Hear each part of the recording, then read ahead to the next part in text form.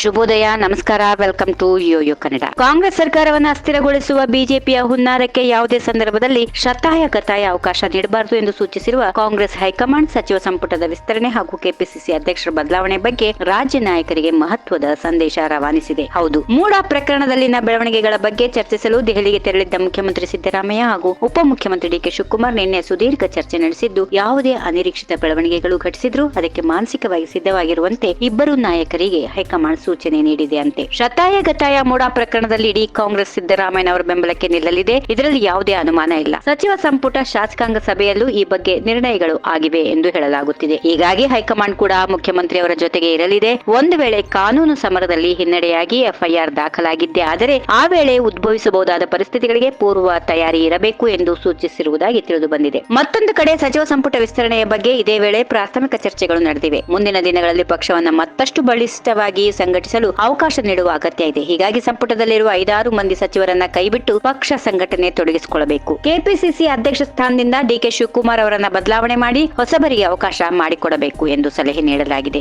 ಇದಕ್ಕೆ ಡಿಕೆ ಶಿವಕುಮಾರ್ ಕೂಡ ಸಹಮತ ವ್ಯಕ್ತಪಡಿಸಿದ್ದು, ನಗರ ಹಾಗೂ ಗ್ರಾಮೀಣ ಭಾಗದ ಸ್ಥಳೀಯ ಸಂಸ್ಥೆಗಳ ಚುನಾವಣೆಯ ಬಳಿಕ ಅಧ್ಯಕ್ಷರನ್ನ ಬದಲಾವಣೆ ಮಾಡಬಹುದು ಎಂದು ಚರ್ಚೆಗೆ ನಡೆಯುತ್ತಾ ಇದೆ. ಸಚಿವ ಸಂಪುಟ ವಿಸ್ತರಣೆ, ಅಧ್ಯಕ್ಷರ ಬದಲಾವಣೆ ಇವೆಲ್ಲವುಗಳ ಬಗ್ಗೆ ಮತ್ತೊಂದು ಸುತ್ತಿನ ಚರ್ಚೆ ನಡೆಸುವ ಅಗತ್ಯ ಇದೆ ಎಂದು ಅಭಿಪ್ರಾಯ ಕೂಡ ಕೇಳಿ ಬಂದಿದೆ. 4 ರಾಜ್ಯಗಳ ವಿಧಾನಸಭಾ ಚುನಾವಣೆ ಮುಗಿದ ಬಳಿಕ ಈ ಕುರಿತು ಚರ್ಚೆ ನಡೆಸಲಾಗುವುದು ಎಂದು ಹೈಕಮಾಂಡ್ ನಾಯಕರು ಭರವಸೆ ನೀಡಿದ್ದಾರೆಯಂತೆ. ಸಭೆಯ ಬಳಿಕ ಮುಖ್ಯಮಂತ್ರಿ ಸಿದ್ದರಾಮಯ್ಯ ಬೆಂಗಳೂರಿಗೆ ವಾಪಸ್ಸಾಗಿದ್ದು, ಡಿಕೆ ಶಿವಕುಮಾರ್ ಹಾಗೂ ಕೆಲವು ಸಚಿವರು ದೆಹಲಿಯಲ್ಲೇ ಉಳಿದುಕೊಂಡಿದ್ದಾರೆ. ಇದು ನಾನಾ ರೀತಿಯ ವ್ಯಾಖ್ಯಾನಗಳಿಗೆ ಕಾರಣವಾಗಿದೆ ಎಂದು ರಾಜಕೀಯ ವಲಯದಲ್ಲಿ ಮಾತುಗಳು ಕೇಳಿ ಬರುತ್ತಿವೆ. ಇದರ ನಡುವೆ ಡಿಕೆ ಶಿವಕುಮಾರ್ ಅವರು ತಮ್ಮ ಇಲಾಖೆಗಳಿಗೆ ಸಂಬಂಧಪಟ್ಟಂತೆ ಸಂಬಂಧಪಟ್ಟ ಸಚಿವರನ್ನ ಭೇಟಿ ಮಾಡಿ ಮನವಿ ಸಲ್ಲಿಸುವ ಸಲುವಾಗಿ ದೆಹಲಿಯಲ್ಲಿ ಉಳಿದುಕೊಂಡಿದ್ದಾರೆ ಎಂದು ಹೇಳಲಾಗುತ್ತಿದ್ರು. ಸಿದ್ದರಾಮಯ್ಯನವರ ಅನುಪಸ್ಥಿತಿಯಲ್ಲಿ ಪಕ್ಷದ ನಾಯಕರನ್ನ ಡಿಕೆ ಶಿವಕುಮಾರ್ ಭೇಟಿ ಮಾಡಿರುವುದು ಚರ್ಚೆಗೆ ಗ್ರಾಸವಾಗಿದ್ದು ಮಾತ್ರ ಸುಳ್ಳಲ್ಲ. ಇನ್ನು ಮೂಡಾ ಹಗರಣ ಸಂಬಂಧ ಪ್ರಾಸಿಕ್ಯೂಷನ್ಗೆ ರಾಜ್ಯಪಾಲರು ಅನುಮತಿ ನೀಡಿರುವ ಹಿನ್ನೆಲೆಯಲ್ಲಿ ಕಾಂಗ್ರೆಸ್ ಹೈಕಮಾಂಡ್ ತಮ್ಮ ಬೆಂಬಲಕ್ಕೆ ನಿಂತಿರುವುದಕ್ಕೆ ಸಿಎಂ ಸಿದ್ದರಾಮಯ್ಯ ಧನ್ಯವಾದಗಳನ್ನು ತಿಳಿಸಿದ್ದಾರೆ. ಈ ಕುರಿತು ಟ್ವೀಟ್ ಮಾಡಿರುವ ಸಿಎಂ ಸಿದ್ದರಾಮಯ್ಯ,